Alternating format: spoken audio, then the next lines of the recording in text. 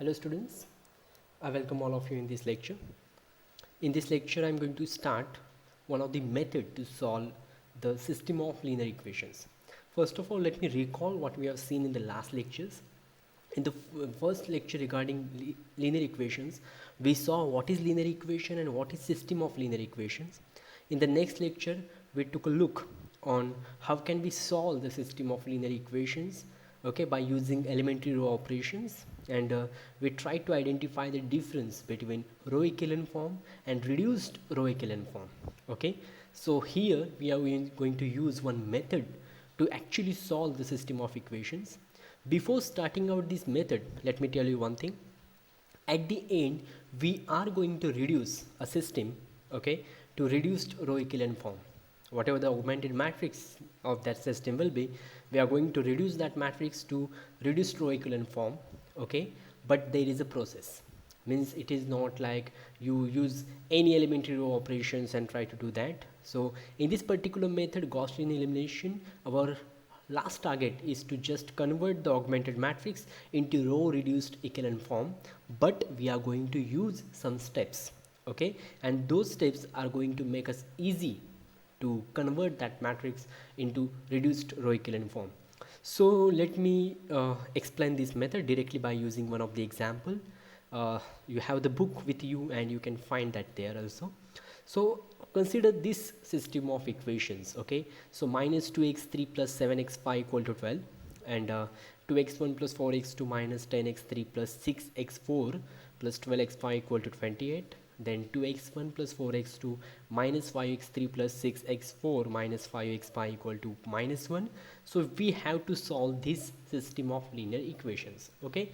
Now there are 3 equations and we have 5 unknowns, so it is not very easy, okay, to guess the solution by just adjusting the terms or anything else. So we are going to solve this particular system of equations by using Gaussian elimination. First of all, the very first thing we have to do is that we have to find out its augmented matrix. So you can easily observe that in the first equation, coefficient of x1 is 0, so it is 0 here. Coefficient of x2 is 0, coefficient of x3 is minus 2, coefficient of x4 is 0, coefficient of x5 is 7, and 12 is the quantity on the right hand side. Similarly, now for the second row, I will go to the second equation.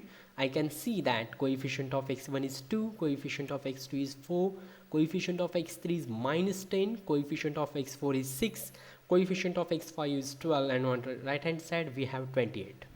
And in the last equation we will get last row the coefficients. If we write the coefficients sequentially, then they are 2, 4, minus 5, 6, minus 5, and minus 1 on the right hand side. So this is our augmented matrix. So this is the first thing that we have to do.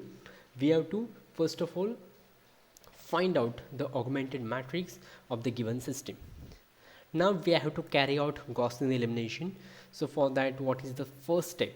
So now you can number these columns. This is the first column, second column, third column, fourth column, fifth column, and sixth column, okay. So you have to start with the columns. You have to observe the columns and you have to check which is the non-zero column, okay, which is the leftmost non-zero column. This word is very important. We are going to talk about this. We are going to find out leftmost column that does not consist entirely zeros, so that is non-zero column. So we have to locate, we have to find out the leftmost non-zero column. Now why they are saying so? It may happen that suppose this is the matrix and this is one of the column we have here, okay, 0 0 0. So this is the zero column, right? This is not non-zero column. So that's why they are saying that first of all locate the leftmost non-zero column, okay. Let me just erase this, okay. So we can easily locate the leftmost non-zero column. That is the first column, because we can see that all the entries are not equal to 0, so that means this column is going to be non-zero column. So this is the leftmost non-zero column. So they have written us here that this is the leftmost non-zero column. If possible, let me try to highlight this, but I can't highlight it, so I will just use the pen to show you that column. Okay, so this is the leftmost non-zero column. Fine. After that, what we have to do, now you can observe the entries of column. The first entry is 0, second entry is 2, and third entry is 2. Okay, so what we will do, we will do the change this particular thing, we will interchange these columns, sorry, rows. इथली जी entry 0 आहे ती non zero करण्याचा प्रयत्न करा, तिथे एखादी non zero entry आणण्याचा प्रयत्न करा. त्यासाठी तुमच्या लक्षात येईल की इथे नॉन झिरो एंट्री आहे, इथे पण नॉन झिरो एंट्री आहे. त्यातली कुठली तरी एक एंट्री तुम्ही शिफ्ट करा वरती. सो पहिलं तुमचं रो ऑपरेशन इथे येणार की that is step 2. So let me read out the step 2. Interchange the top row with another row if necessary to bring a non-zero entry to the top of the column found in step 1. They are saying that if necessary. That means it is not compulsory to do this. Okay, this is not compulsory to do this.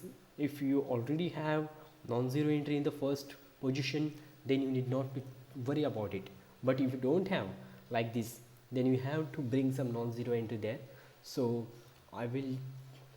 what I will do, I will interchange first and second row. So first and second row can be interchanged. Okay, so if you interchange the first and second row, then you will obtain this matrix. Now 2 4 minus 10 6 12 28 will be in the upper row, and 0 0 minus 2 0 7 12 will be lower row. So लक्षात आलं, पहिल्यांदा तुम्ही leftmost non zero column locate केला, त्यानंतर तुम्ही observe केलं त्यातल्या entries. जर सगळ्या म्हणजे टॉपला जर नॉन झिरो एंट्री असेल, don't worry about it. But if there is not non zero entry, then try to bring some non-zero entry there by just interchanging the rows as we have done in this step. Okay, now we are at this step. Okay, now what I will do, I will try to convert this entry to 1. He entry 2 दिसते ना तुम्हाला, 2. So याला 1 ला convert करायचं. So what I can do, I can just multiply this row by half, right. So that is my next step. So you can see it here. If the entry that is now at the top of the column is A, okay, is A, multiply the first row by 1 upon A in order to introduce a leading 1. म्हणजे तुम्हाला तिथे 1 आणायचं आहे. त्या 1 आणण्यासाठी जर तिथं A असेल तर त्याला 1 upon A ने मल्टिप्लाय करा त्या रोला, कम्प्लिटली तुम्हाला तिथे 1 मिळून जाईल. So that is what we have done. Okay, so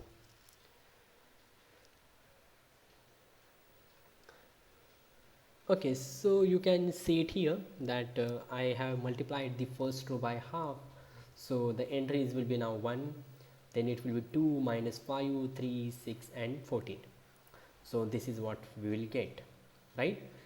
Now let me just repeat the steps what we have done. First of all, locate the leftmost non-zero column, then observe the entries of that column. त्या कॉलमच्या entry observe करा. जर पहिली entry म्हणजे top entry जर non zero असेल तर don't वरी, पण जर झिरो असेल तर एखादी रो इंटरचेंज करून तिथे नॉन झिरो एंट्री आणा. ओके, आता त्यांनी पहिली आणि दुसरी रो इंटरचेंज केली, तुम्ही पहिली आणि तिसरी रो सुद्धा इंटरचेंज करू शकला असता. Okay, so that is not a problem. कुठली तरी रो इंटरचेंज करून तिथे नॉन झिरो एंट्री आणा. तिथे नॉन झिरो एंट्री आणली तुम्ही, ती समजा 1 नसेल तर तिला 1 मध्ये कन्वर्ट करा. त्यासाठी त्या रोला ज्याला आवश्यक असेल तसं मल्टिप्लाय करा आणि तुम्ही तिथे लीडिंग 1 आणा. सो जसं इथे केलेलं आहे. ओके, आता काय करायचं तर ह्या 1चा यूज करून त्याच्या कॉलममधल्या ज्या एंट्रीज आहेत त्या 0 करायच्या. आता इथं तर 0 आहे, सो इथं टेन्शन घ्यायची गरज नाही. Let me change the pen colour. हे ऑलरेडी 0 आहे, सो ह्याला चेंज करायची गरज नाही. इथं 2 आहे, so how can I convert this 2 to 0. So मी काय करणार, पहिल्या रोला 2 ने मल्टिप्लाय करणार आणि ते तिसऱ्या रोमधून सबट्रॅक्ट करणार. Okay, so this 2 will turn into 0. Okay, so let me do that and you can observe that. I will literally minimize this so that all the content will be on the screen. Okay, fine, now you can check it. Multiply first row by -2 and add it to the last row. okay. So 2 minus 2, it will be 0 here. 4, okay, minus 2 times 2 is minus 4, so 4 minus 4 0, minus 5, minus 5, and plus minus 2 times 5 minus 5, so that is 10, so it will be plus 5 as you can see here. Then 6 minus 6, okay, it will be 0, minus 5 plus minus 2 times minus 12, so minus 17, okay. And minus 1 minus 2 times 14 म्हणजे minus 28, so minus 1 minus 20 is minus 29, so हे झालं. Okay, so आता तुमच्या लक्षात आलं की इथे leading 1 आला, ठीक आहे, आणि त्याच्या कॉलममध्ये सगळेच्या सगळे 0 आले, राईट.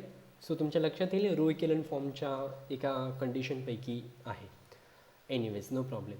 आता ह्या स्टेपनंतर काय करायचं की आता या रोचा विचार सोडून द्यायचा, ओके. म्हणजे ही जी टॉपची रो आहे, let me just cover that row by some colour. So या this will be okay, fine. So आता मी काय करतो आहे, ही जी टॉपची रो आहे, ही टॉपची रो पूर्णपणे हाईड करायची आहे मला, कारण तिचं काम झालेलं आहे. त्या रोमध्ये लीडिंग 1 आलेला आहे, त्याच्या कॉलममध्ये 0 सगळे मी घेतलेले आहेत. सो आता त्याचा विचार करायची गरज नाही आहे सध्या. सो ही रो काय करा, हाईड करा. ही रो हाईड केल्यानंतर तुमच्याकडे राहतो सब मॅट्रिक्स. सब मॅट्रिक्स म्हणजे हा खालचा जो मॅट्रिक्स राहील तो तुमचा सब मॅट्रिक्स आहे. परत स्टेप 1 टू स्टेप 3 रिपीट करा, ओके. रिपीट करा म्हणजे काय की आता पुन्हा एकदा तुम्ही जो राहिलेला मॅट्रिक्स आहे, पहिली रो तुम्ही हाईड केली, आता इथे तुम्हाला दिसेल इथे कलरमध्ये केलेलं आहे, हे बघा, ही रो हाईड केलेली आहे, बरोबर. आणि हा खालचा जो राहिलेला मॅट्रिक्स आहे त्याच्यामधल्या लेफ्टमोस्ट नॉन झिरो कॉलम बघा कोणता आहे तो लोकेट करा. आता मी जर बघितलं राहिलेला तर हा 0 कॉलम आहे, right. So this is not non zero column. हा पण 0 कॉलम आहे, so this is also not non zero column, right. हा नॉन झिरो कॉलम आहे बघा. So this is the leftmost non zero column in the sub matrix. I am talking about the sub matrix. पहिल्या रोचा विषय संपला आहे, तुम्ही पहिली रो हाईड केलेली आहे. सो राहिलेल्या जो काय मॅट्रिक्स आहे त्यातला लेफ्टमोस्ट नॉन झिरो कॉलम तुम्ही सिलेक्ट केला, बरोबर आहे. परत तुम्हाला माहिती आहे प्रोसिजर काय करायची आहे. आता इथं लेफ्टमोस्ट कॉलमच्या टॉपला -2 आहे, म्हणजे नॉन झिरो एंट्री आहे, सो प्रश्न नाही. 0 असता तर मी परत हे इंटरचेंज केलं असतं, पण हा नॉन झिरो एलिमेंट आहे, okay. So let me show you. हा जो एलिमेंट दिसतोय तुम्हाला, मी आता सर्कल करतोय त्याला, हा जो एलिमेंट आहे हा नॉन झिरो एलिमेंट आहे. सो कुठली रो इंटरचेंज करायचं गरज नाही आहे. 0 असता तर मी इंटरचेंज केलं असतं. आता तुम्हाला माहिती आहे काय करायचं, इथे 1 आणायचा. 1 आणण्यासाठी याला तुम्हाला -1/2 ने मल्टिप्लाय करावं लागेल, ओके. या रोला तुम्हाला -1/2 ने मल्टिप्लाय करावं लागेल. केलं की तुम्हाला असं काहीतरी मिळेल, 0 0 1 0 7 -7/2 आणि 1/2 म्हणजे 6 आणि -6 आणि खालची रो आहे तशी, हे तुम्हाला मिळेल. आता या 1चा यूज करा, ओके. या 1चा यूज करा आणि त्याच्या कॉलममधले एलिमेंट्स 0 करा, ओके. त्याच्या कॉलममधले एलिमेंट 0 करा.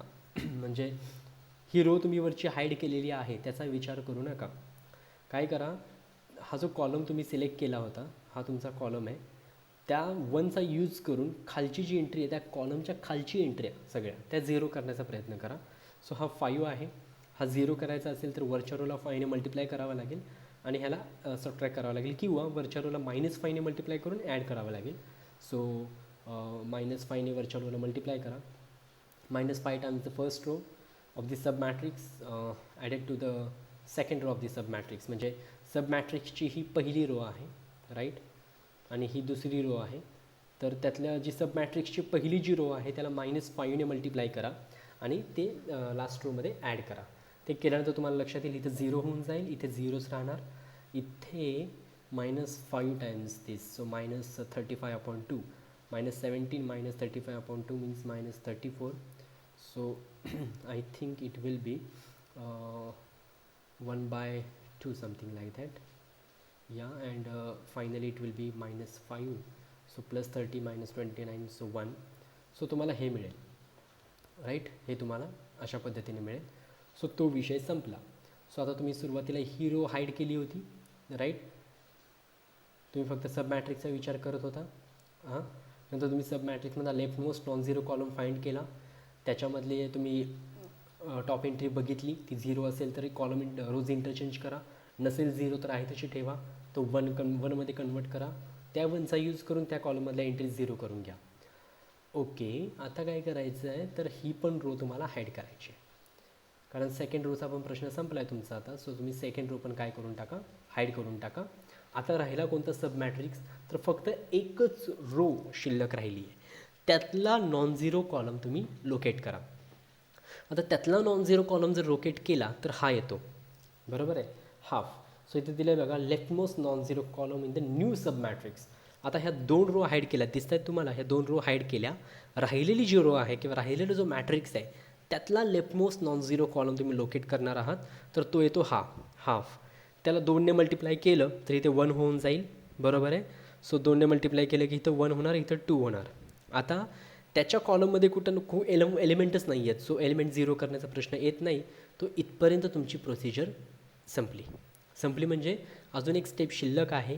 ती स्टेप काय करायची ते तुम्हाला सांगतो मी, बट सुरुवातीला लक्षात आलं असेल तुमच्या की गॉसियन एलिमिनेशनमध्ये आपण काय काय केलं. सगळ्यात सुरुवातीला ऑगमेंटेड मॅट्रिक्स तयार करून घेतला, left most non zero column locate केला, त्याच्या टॉप एंट्री बघितली, 0 असेल तर इंटरचेंज करा एखादी रो, तिथे नॉन झिरो एंट्री आणा, आणि नॉन झिरो असेल तर आहे तशी ठेवा, त्या नॉन झिरो एंट्रीला 1मध्ये कन्वर्ट करा, आणि त्या 1चा यूज करून त्या कॉलममधले सगळे एलिमेंट 0 करून घ्या. नंतर ती रो हाईड करून टाका, राहिलेल्या सब मॅट्रिक्समधला leftmost non zero column select करा, बरोबर आहे. त्याच्यासाठी सेम प्रोसिजर करा, त्यातली जी टॉप एंट्री आहे ती 0 आहे का चेक करा, 0 असेल तर इंटरचेंज करून घ्या रो, नसेल 0 तर आहे तशी ठेवा, त्याला 1मध्ये कन्वर्ट करा, त्याच्या कॉलममधल्या एंट्री 0 करून घ्या. ओके, अशा पद्धतीने. आणि मग ते झालं की ती पण रो हाईड करा, राहिलेला जो सब मॅट्रिक्स आहे त्यातला लेफ्ट मोस्ट कॉलम सिलेक्ट करा नॉन झिरो, असं करत जायचं तुम्ही.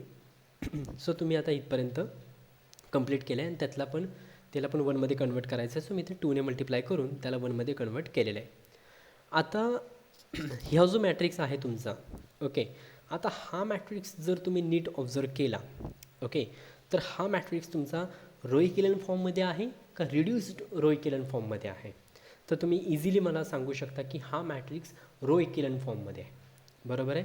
हा रिड्यूस्ड रो इक्विव्हॅलेंट फॉर्ममध्ये नाही आहे, बरोबर आहे. आता ते कशावरून सांगतो आहे मी, how I can telling you. Okay, so बघा, प्रत्येक रोमधली पहिली नॉन झिरो एंट्री 1 आहे, खालच्या रोचा 1 हा वरच्या रोच्या लेफ्टला आहे, बरोबर आहे. आणि त्याच्यानंतर अजून एक गोष्ट म्हणजे let me just try to show you that. Okay, so what I was talking about is this.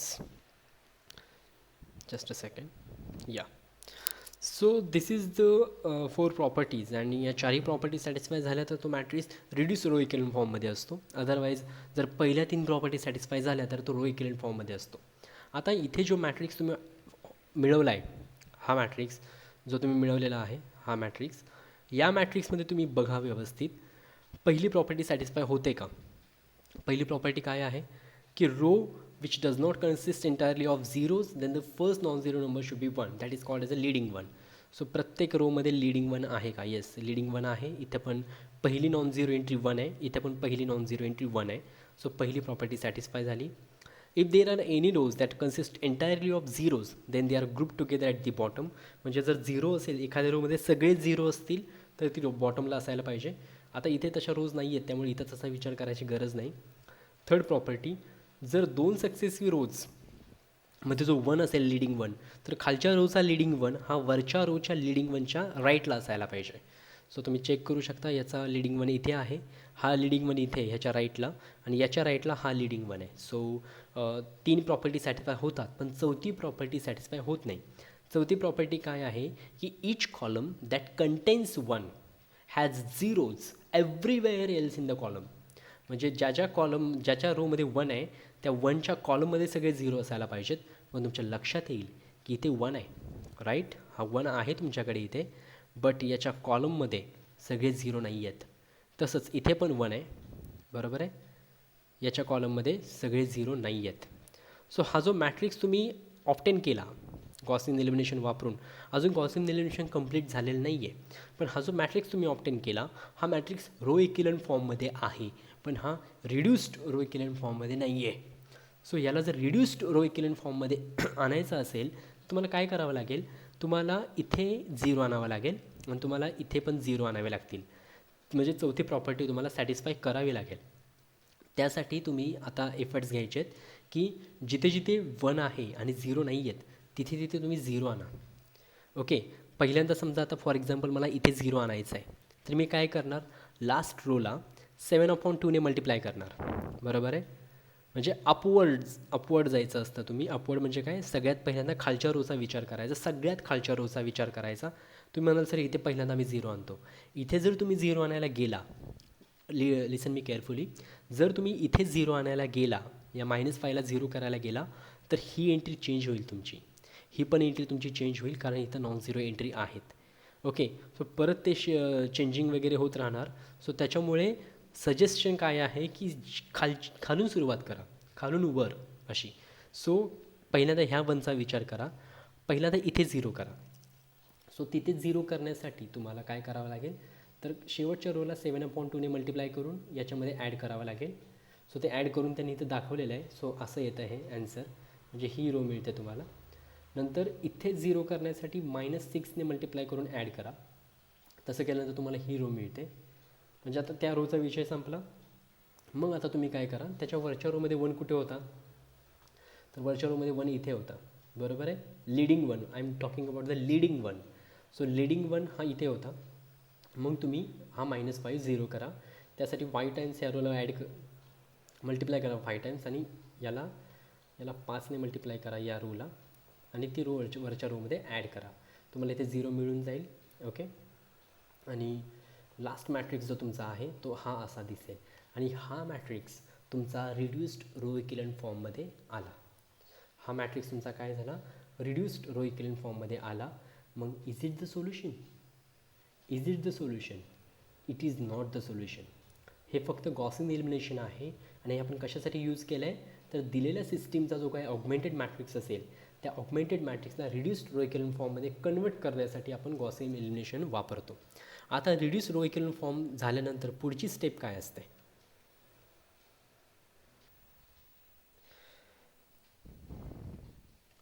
Okay, so I just talk about this, की अशा पद्धतीने तुम्ही काय करता, तर गॉसियन एलिमिनेशन यूज करून या मॅट्रिक्सला तुम्ही रिड्यूस्ड रो इक्विव्हॅलेंट फॉर्ममध्ये कन्वर्ट करता.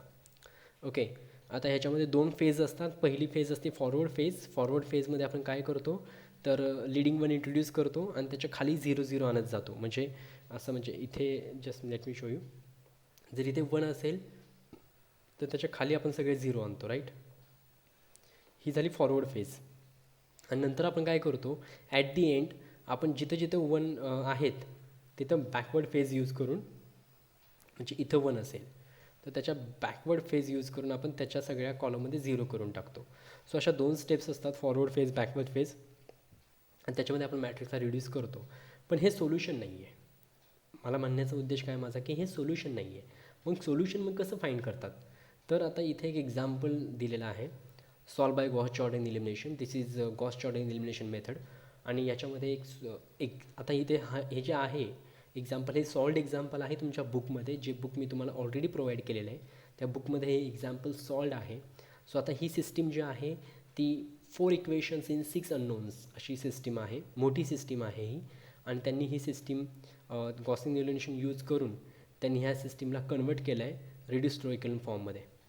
त्याच्यानंतर काय करायचं असतं, तर त्याच्यासाठी मी तुम्हाला सांगतो की काय करतात. आता इथे जे काय केलं आहे ते तुम्ही नंतर स्टडी करा, बट इथे काय करायचं हे आता मी तुम्हाला डिस्कस करतो.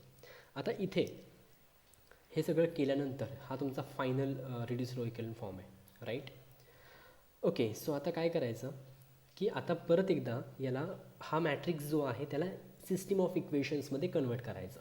कसा करायचा, तर इथे तुम्हाला हा x1चा कोइफिशियंट दिसेल. So x1 plus 2x2, right.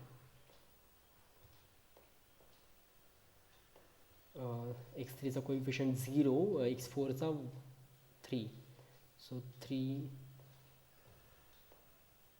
x4 equal to 7, कारण x5चा कोएफिशियंट 0 आहे. दुसरं इक्वेशन जे तुम्हाला मिळेल x3 आहे फक्त, बाकी सगळे कोएफिशियंट 0 आहेत. सो x3ची व्हॅल्यू x3 इक्वल टू 1, हे झालं तुमचं दुसरं इक्वेशन. आणि लास्ट इक्वेशन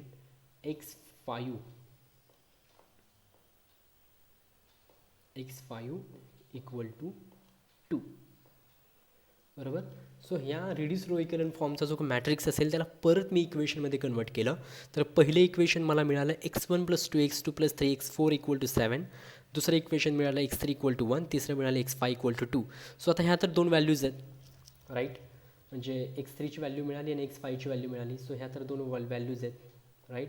आता ह्याला फक्त एकच इक्वेशन आणि 3 अननोन्स आहेत त्याच्यामध्ये. सो हे कसं सॉल्व करणार? तर हे सॉल्व करण्यासाठी तुम्हाला काय करावं लागतं, तर तुम्हाला पॅरामीटर्स यूज करावे लागतात. कारण ऑब्वियस आहे एक इक्वेशन आणि 3 अननोन्स आहेत, म्हणजे याचा तर 3 वजा 1 2 पॅरामीटर तुम्हाला यूज करावे लागतील. सो काय करा,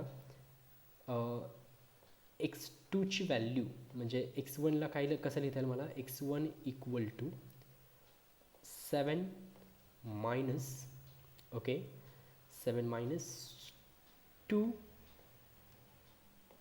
x2 मायनस 3 x4, राईट. अशा पद्धतीने x1ला एक्सप्रेस करा आणि तुम्हाला लक्षात येईल x2 आणि x4च्या व्हॅल्यूज तुम्हाला घ्याव्या लागतील. सो पॅरामीटर यूज करा.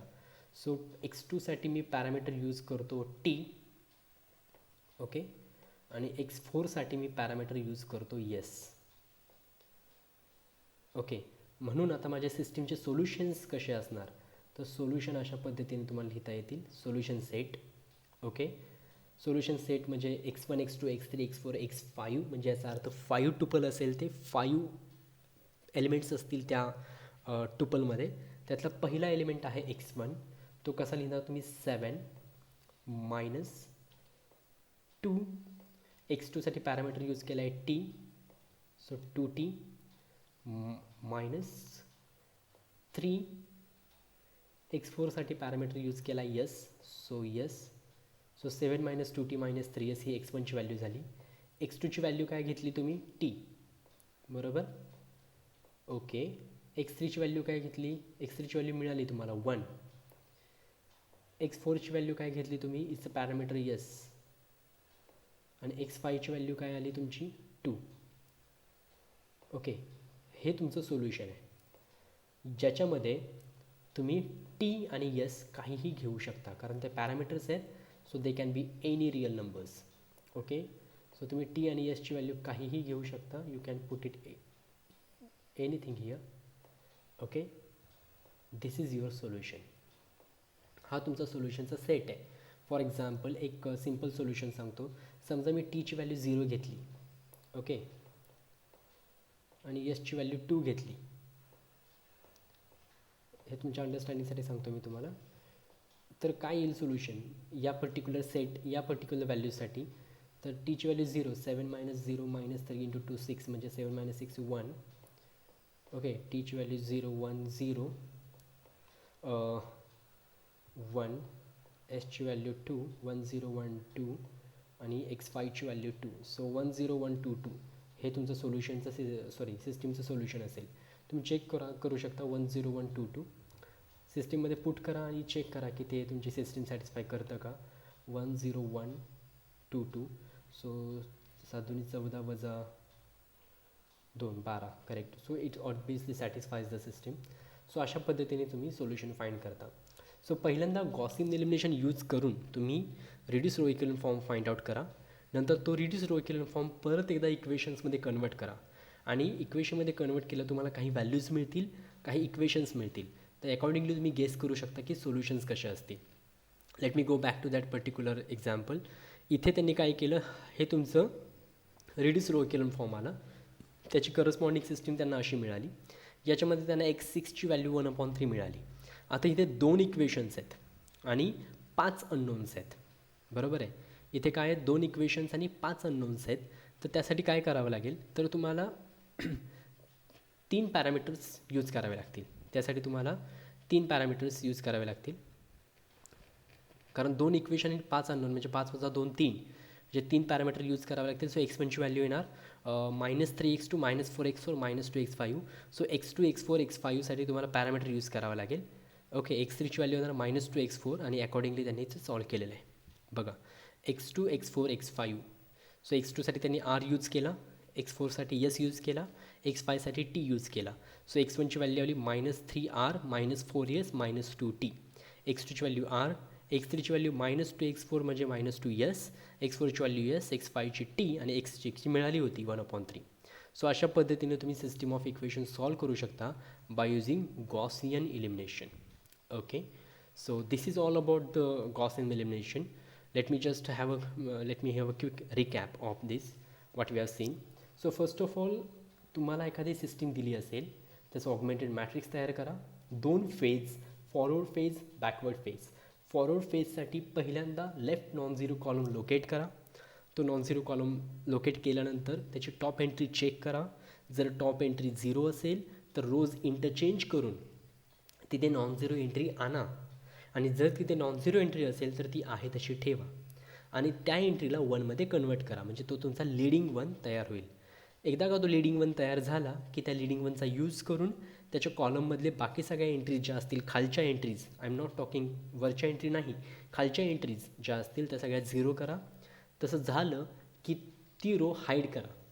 ती रो हाईड केली की मग तुमच्याकडे जो काही सब मॅट्रिक्स राहील त्याच्यासाठी सेम प्रोसेस रिपीट करत चला. तुम्ही ज्यावेळी सगळ्या प्रोसेस कंप्लीट कराल तुम्ही एका रो इक्विव्हॅलेंट फॉर्मला येता. नंतर तुम्ही काय करा, बॅकवर्ड फेज सुरू करा, म्हणजे जिथे जिथे लीडिंग 1 आहेत तिथं आता त्याच्या वरच्या एंट्रीज 0 करा.